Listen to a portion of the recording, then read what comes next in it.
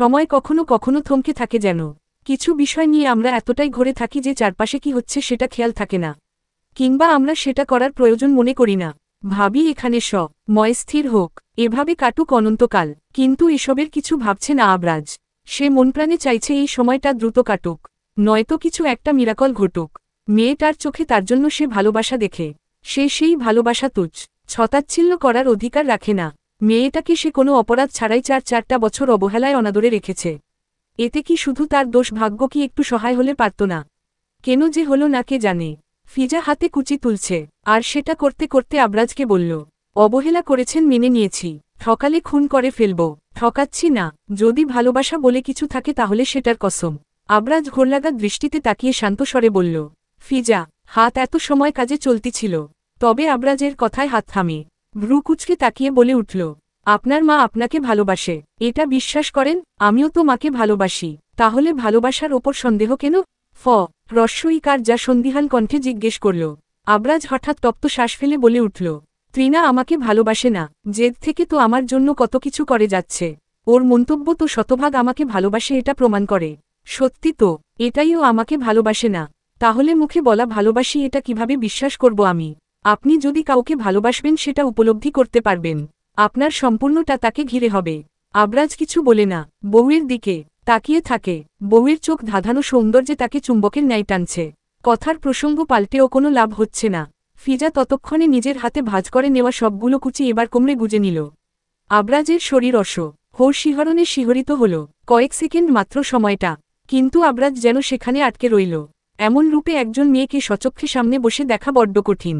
সেখানে যদি হয় মেয়েটা তার বিয়ে করা স্ত্রী, তাহলে কি করে নিজেকে ঠিক রাখবে কোনো পুরুষ? আবরাজ হেরে গেল কি? ভালোবাসা কি তবে নেই তার মধ্যে? কামনা সম্পূর্ণটা।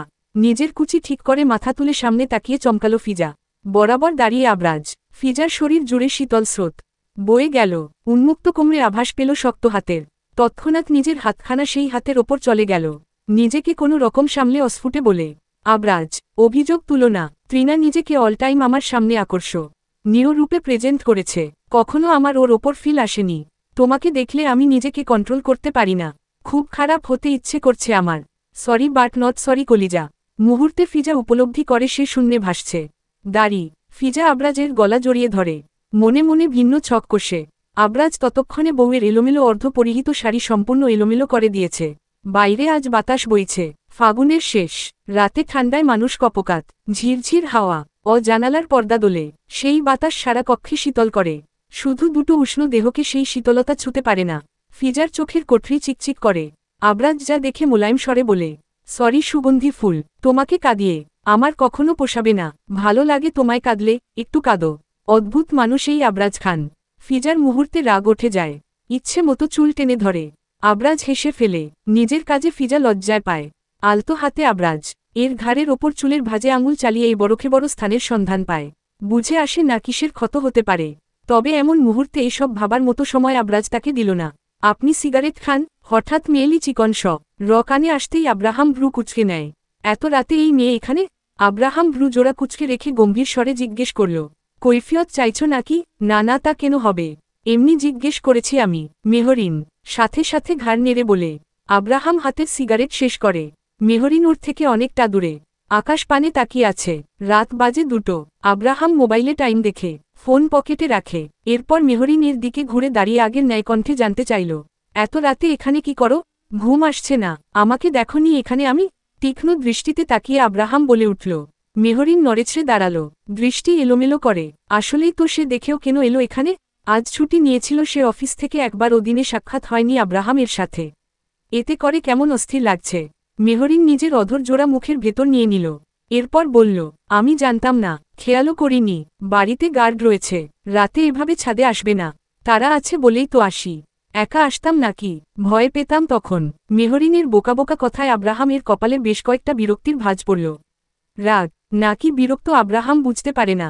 যত্রতত্র দিল এক ধমক। মেহরিন চমকে উঠল। আব্রাহাম কঠিন স্বরে বলে উঠল, এই মেয়ে কি বলো? মাথা ঠিক আছে? থাপ্পড় দিয়ে দাঁত ফেলে দেব বেয়াদব। রুমে যাও। মেহরিন একদন হসন্ত দাঁড়ায় না, চক্ষুদয় জলে টইটম্বুর তখন। দ্রুত পা ফেলে চলে গেল সিঁড়ি বেয়ে। আব্রাহামের হঠাৎ রাগ হচ্ছে, এই যে মেহরিন কাঁদল ধমক খেয়ে চলে গেল, তারপরও আব্রাহামের কোনো হেলদোল নেই। সে নিজের মতো ফুসফুস করে সিগারেট জ্বালায় দেশলাই দিয়ে। সেটা ঠোঁটের ভাঁজে চেপে ধরে ফুঁকতে লাগল। মুহূর্তে ধোঁয়ায় অন্ধকার করে নিজের চারপাশ। বিড়বিড় করে আওড়াল, পুরুষ দেখতে আসে রাতবিরেত গাধা কোথাকার। আবরাজ বউকে কোলে তুল একার ওয়াশরুমে নিয়ে এলো। নিচে নামিয়ে নিজে উল্টো দিকে ঘুরে দাঁড়াল। এক হাত কোমরে রেখে আরেক হাত মাথার পেছনে রাখল। কোমরে জড়িয়ে আছে একটা টাওয়াল। সেভাবে থেকে ফিজাকে উদ্দেশ্য করে বলে, থাকবো সাথে আমি, তুমি না চাইলে পাশের থাকুন। আবরাজের কথা সম্পূর্ণ করার আগে ফিজা থামিয়ে বলে, আবরাজ বৃষ্টি না চাইতে যেন জল পেল। খুশি হল। এই ঠান্ডার মধ্যে ঝর্ণা ছেড়ে সেটার নিচে দাঁড়াল। সঙ্গে বউকে নিল। ফিজা নিজের সর্বোচ্চটা দিয়ে চেষ্টা করল আবরাজের তলপেটের পাশের শক্ত ওই জায়গাটা দেখার। তবে সফল হল না। বিশেষ মুহূর্তে স্থানটা হাতে লাগলেও সেটা আবরাজ স্বেচ্ছায় দেখানোর মতো পাত্র নয়। ফিজা নিজের মতো চেষ্টা করেও কোনো লাভ হল না। এর মধ্যে আবরাজ সন্দিহান কণ্ঠে জিজ্ঞেস করল, ওখানে কি দেখো? আমাকে দেখো। দেখছি। ফিজা নিজেকে সামলে জবাব দেয়। এভাবে কিছু সময় ভেজার পর আবরাজ বউকে বাথটবে বসাল। নিজেও ঝুঁকে ফিজা গলায় কালচে হওয়া দাগে আলতো করে ঠোঁট বুলাতে লাগল। ফিজা চোখ বন্ধ করে বলল, পেইন হচ্ছে, ছাড়ুন। দেখবে না? আবরাজ আচমকাই জানতে চাইল। ফিজা থমথমে খেল, তবুও প্রশ্ন করল, কি? তুমি যা খুঁজে যাচ্ছ? আবরাজের কথায় স্পষ্ট সে বুঝে গিয়েছে ফিজা কি খুঁজে এত সময় তাকে আটকে রেখেছে। ফিজাও ভনিতা না করে জিজ্ঞেস করল, আপনি দেখাবেন? আবরাজ ফিজার কপালে চুমু খায়। ফিজা চোখ বন্ধ করে।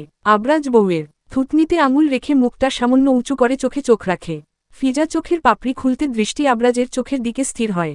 আবরাজের গম্ভীর স্বর ভেসে আসে, বউ তুমি আমার, আজ হাতে লেগেছে কাল চোখে পড়বে। পুরো আমি তোমাকে দিয়ে দিয়েছি। সেখানে শরীরের কোনো চিহ্ন কেন লুকিয়ে রাখব? ব্যথা এখনো? ফিজা আবরাজের সামনের দিকের কোমরের লম্বা কাটা দাগটার ওপর আলতো করে হাত ছুঁয়ে জিজ্ঞেস করল। আবরাজ হাসে। ভালো লাগে যখন মেয়েটা তার একটু কেয়ার করে, তার কথা ভাবে। সুখী মনে হয় নিজেকে। আবরাজ মুখে মৃদু হাসি রেখে জবাবে বলল, পাগল মেয়ে, 4 বছর হয়েছে এটার, আপনি কোমায় ছিলেন 6 মাস। আবরাজ ফিজার কথায় অবাক হয়। সে মাথার আঘাতের কারণে কোমায় ছিল বছরখানেক সময়। এটা অবশ্য দেশে কেউ জানত না। এমনিতেই সে দেশে খুব বেশি একটা যোগাযোগ করত না। তার মধ্যে তখন সাব্বির ব্যাপারটা সামলেছে। আর ইলা বেগম ছেলের সাথে কথা তে খুব বেশি জোরাজুরি করলে ভিডিও কল দিয়ে বলতো আবরাজ ঘুমুচ্ছে। তিনি অবশ্য মেনে নিত। ছেলের ব্যস্ততার কথা জানতেন তিনি। ছেলের হৃদয় বড্ড পাষাণ এটাও বুঝে গিয়েছিল ছেলে বিদেশ যাওয়ার পরপরই। তাই ব্যাপারটা সামল। আকারতে খুব বেশি হিমশিম খেতে হয়নি সাব্বিরকে। আবরাজ তপ্ত শ্বাস ফেলে বলে উঠল, বাড়িতে সাব্বির কথা বলতো। মাথার আঘাতটা আবার কোনো সমস্যা হবে না তো? সমস্যা যেন না হয় সেই জন্যই 1 বছর এটার রস্যই কার অৎসা করিয়েছি। নয়তো এতদিন দূরে থাকতাম নাকি? বিয়ে বাবার কথা রাখতে করেছিলাম। যদিও তখন অভিমানে ভেবেছিলাম কিছু বছর দেশে ব্যাক করব না। আর ভাগ্যের কি পরিহাস দেখো, 4 বছর সত্যি সত্যি আসতে দিল না। সেদিন আপনার ওপর অ্যাটাক কে করেছিল? ফিজা সন্দিহান কণ্ঠে জানতে চায়। আবরাজ বউয়ের কথার বিপরীতে বলল, সে সব ছাড়ো। যে করেছে সে আমার তোমার পরিচিত, শুধু এটুকু জানো। আমরা আর ওখানে না যাই, সংসার করি এখানে, আমাদের একটা পরিবার হবে। আপনার আমার একটা সংসার হবে। মোলায়েম স্বরে বলে আবরাজ। ফিজা ভেজা শরীরে জড়িয়ে ধরে আবরাজকে। এদিকে আবরাজ বউয়ের এমন ভাবলেশীন কর্মে থম মেরে বসে রইল। পাগল করে দিচ্ছ সুগন্ধি ফুল। ফিজা আবরাজ বুকে নাকমুখ গুজে রেখে বলল, খুব বাজে আপনি। শরীর ব্যথা? মাথায় আলতো করে ঠোঁট ছুঁয়ে জিজ্ঞেস করল আবরাজ। ফিজা কথা বলে। আবরাজ তপ্ত শ্বাস ফেলে ফিজাকে বলল, ড্রেস চেঞ্জ করতে হবে, ঘুম প্রয়োজন তোমার। ফিজা দূরে গিয়ে দাঁড়াল। আবরাজ ওঠে বাহিরে চলে গেল। নিজে কাপড় পরে ফিজাকে ওয়াশরুমে কাপড় দিল। ফিজা পুরোটা সময় যেন ভরে রইল। সব সময় জীবনটা এমন সহজ সরলভাবে চললে কতই না ভালো হতো। ফিজা সারাদিন রুমে শুয়ে বসে দিন কাটাল। আবরাজ অফিস গিয়েছে, ফিরতে রাত হবে বলেছে। সবাই রুমে এসে ফিজার সাথে আড্ডা দিয়েছে। মিষ্টি, ইলা বেগম, মহিতা বেগম, মেহরিন, তারা এখনও রয়েছে। আবরাজ নিজ থেকে তাদের থাকতে বলেছে। বাড়িতে সে একটা গেট টুগেদার করবে। এতে কারোর সমস্যা থাকার কথা নয়। যেহেতু হঠাৎ আবরাজ বিয়ে করেছে, সেক্ষেত্রে সবাই তো জানে না বিয়ে হয়েছে। আবরাজের সিদ্ধান্তে সবাই সহম। বিকেলের কেইয়া বড় একটা পার্সেল নিয়ে একজন গার্ড হাজির হল। রুমে বসে তখন ফিজা। গার্ড পার্সেল রুমে দিয়ে চলে গেল। অনেক বড় একটা বক্স। তখন ফিজার মোবাইলে আবরাজের কল এলো। ফিজা ফোন রিসিভ করে কানে তুলতে ওপাশ থেকে রাশভারী কণ্ঠস্বর ভেসে আসে, সুগন্ধি ফুল। পার্সেল? রাতে বেরবো? আবরাজ পরপরই জিজ্ঞেস করল। শরীর এখনো খারাপ লাগছে? ফিজা লজ্জা আর্স্ট হয়ে গেল। মিনমিন করে বলল, ঠিক আছি, রেডি থেকো, রাতে ফিরছি। আবরাজ কল কাটতে ফিজা তপ্ত শ্বাস ফেলল। কি সাংঘাতিক পুরুষ! এসব কেউ ফোনে জিজ্ঞেস করে? ফিজা ফোন রেখে পার্সেল খুলে থম মেরে বসে রইল। এক এক করে সবগুলো শাড়ি নামিয়ে বিছানায় রেখে ফেলফো আকার ল করে সেগুলোর দিকে তাকিয়ে রইল। ফিজা এক এক করে সব টা শাড়ি গুনে দেখল। মোট 48টা শাড়ি এখানে। বিছানা অনেকটা জায়গা জুড়ে সবগুলো শাড়ি। ফিজা বিস্ময় কিছু সময় চুপ করে থেকে আবার ফোন হাতে নিল। কল্লা গাল আবরাজকে। আবরাজ কল রিসিভ করল না। ফিজা বিরক্ত হল। ফোন বিছানার ওপর ছুঁড়ে ফেলে হাঁটু মুড়ে বসে রইল ফ্লোরে। জার্মানি থাকতে 12টা দিয়েছিল, আর এখন 48টা, ডাবলের ডাবল। রাত 8:30টায় আবরাজ বাসায় ফিরল। সবাই তখন লিভিং রুমে বসা। কালকের অনুষ্ঠানের আয়োজন নিয়ে সবার আলোচনা। বাড়িঘর সন্ধ্যা থেকে সাজানো গোছানো শুরু হয়ে গিয়েছে। আবরাজ দৃষ্টি বুলিয়ে চারদিকে দেখে সবাই আছে, বউ নেই তার। হাতে ঝুলানো ও কার্ডটাও একজন সার্ভেন্ট নিতে এলে আবরাজ দিল না। মনে আছে তার এটার কথা। বউয়ের পছন্দ নয়। সে সেটা কোলে নিয়ে বসল সোফায়। কথা হলো সবার সাথে টুকটাক। আব্রাহাম আছে এখানে। আবরাজ কি মনে করে জিজ্ঞেস করল, বিয়ে করবি না? এক ঘর মানুষ, যদিও খুব বেশি নয়। মেহরিন মিষ্টি মহিতা বেগম, ইলা বেগম, মিলন খান সাব্বির, আর 2-3 জন ডেকোরেশনের লোক।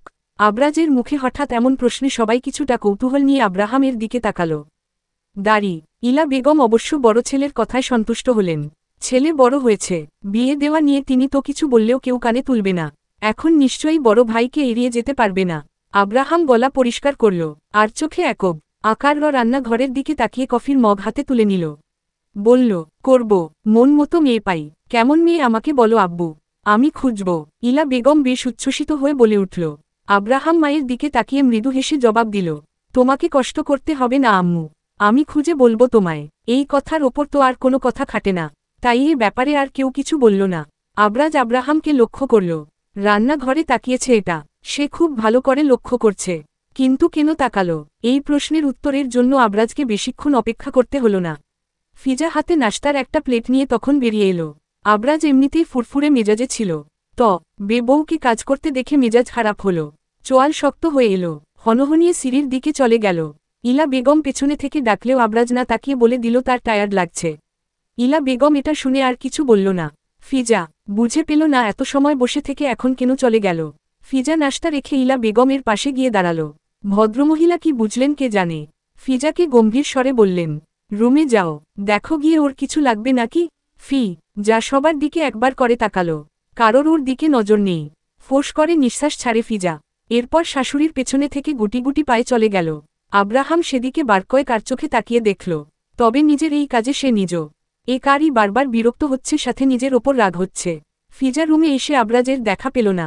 রুমে নেই আবরাজ। ওয়াশরুম থেকে পানির শব্দ হচ্ছে। ফিজা কাচের দেওয়ালের ওপাশে বলিষ্ঠ একটা ছায়া দেখল। ঝর্নার নিচে চন্দ্রবিন্দু রিয়ে। ফিজা জানে আবরাজ রেগে আছে। কারণ কি? ওই যে রান্নাঘরে গেল। আবরাজ মোটেও চায় না বউ তার রান্নাঘরে যায়।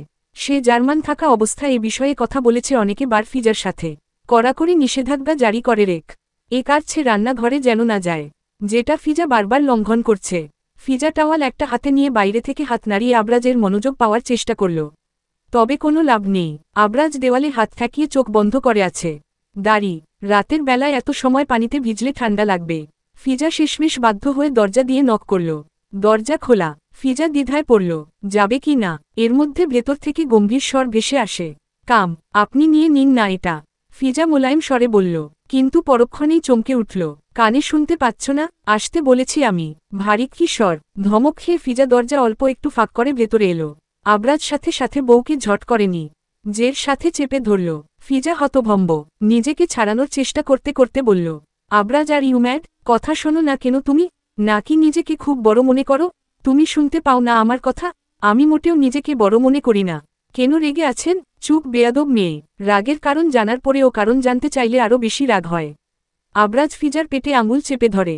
ফিজা ব্যথা পায়, তবুও টুশব্দ করে না, বরং আবরাজ রাগদে খেয়েই মুহূর্তে ওর হাসি পাচ্ছে। ঠোঁট টিপে হাসি আটকে রাখল। পানির ধারা ঝর্ণা থেকে পড়ে জনকে ভিজিয়ে জুবুথুবু করে দিয়েছে। জনের কেউ পানির জন্য চোখ মিলে একে অপরের দিকে তাকাতে পারছে না। ফিজা তবুও পিটপিট করে তাকিয়ে আবরাজের দিকে বলল, আচ্ছা সরি, যাব না রান্নাঘরে, ছাড়ুন আমায়। বলতে বলতে আবরাজের উন্মুক্ত লোমহীন বক্ষে অধর ছুঁয়ে দিল। আবরাজ ফিজাকে ছাড়ল না। ফিজা নিজেকে ছাড়ানোর চেষ্টা করে ভ্রুক হ্রস্ব উকার চন্দ্রবিন্দু চকে তাকায় আবরাজের দিকে। আবরাজ ফিজার ঘাড়ের ভেজা চুলগুলো বা হাতে সরিয়ে নিল। ঝুঁকে এসে সেখানে পরপর অনেকবার অধর বুলিয়ে দিতে লাগল। ফিজা কোনো রকম নিজের হাতটা ছাড়িয়ে ট্যাপ বন্ধ করে দিল। পানি পড়া বন ধ হল, তবুও আবরাজ খানের রোমাঞ্চ বন্ধ হল না। ফিসফিস মাদকাসক্ত স্বরে শুধালো, নো, এখন তো আরও আগে না। আবরাজ শোনার পাত্র নয়। ফিজা বাধা দিলেও শুনবে না। ভেজা কাপড়ে বউকে কোলে নিয়ে আবরাজ রুমে চলে এল। ও কার নিজের গায়ের অর্ধ পরিহিত ভেজা শার্ট খুলে ছুঁড়ে ফেলে দিল। সেটার স্থান হল মেঝেতে। ফিজার সর্বাঙ্গে বিচরণ ঘটে বলিষ্ঠ সুঠাম দেহের মানুষটার। অনুভূতির অন্তরালে সারবস্তু আবিষ্কার করল পুরুষটা তাকে ছুঁয়ে। এ কার দিলে সে নিজেকে সামলে উঠতে পারে না। এত বছর এতদিন যা হয়নি, কিংবা বারবার ছোঁয়ার চেষ্টায় বাদশাদ হচ্ছে, আজ এখন এসে আর বাধা দিতে পারে না। বরং স্বামী নামক এই পুরুষের ছোঁয়ায় সে ভালোবাসা খুঁজে পায়। সুখে রখুঁজ পেয়ে সে দুঃখ ভুলতে বসে, হয়তো দুঃখ দেওয়ার মানুষটা তাকে সুখী করে ভালোবাসে বলে। এবার কি সময় এলো তবে আবরাজ খানকে অবহেলার অনলে পুড়িয়ে তার করা ভুলের সাথেই তাকে সাক্ষাৎ করানোর। ফিজার বুক ভারী হয়, খের কোল ঘেঁষে গড়িয়ে পড়ে নোনা জল। কানের পিঠে তা বিলীন হয়ে যায়। শক্ত হাতে জড়িয়ে ধরে সামনের মানুষটাকে। কাঁদতে কাঁদতে আওড়াল, you are very bad boy Abraj খান।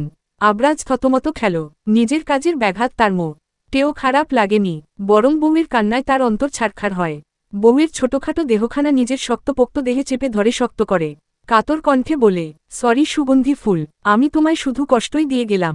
তবে এতে আমি একটুও অনুতপ্ত নই। তোমাকে কাঁদাতে আমার ভালো লাগে। Sorry but it short true.